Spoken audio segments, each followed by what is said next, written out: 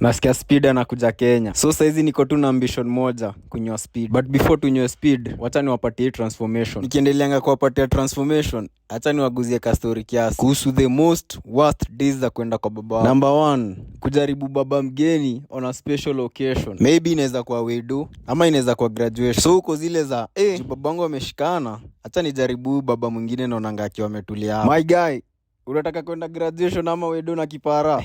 Utalia kuliko hiyo machine. Number 2, kwenda kunyole on Mondays. Bro, baba wako alipiga sherehe weekend mzima hadi yako nakumbuka kaya ni baba.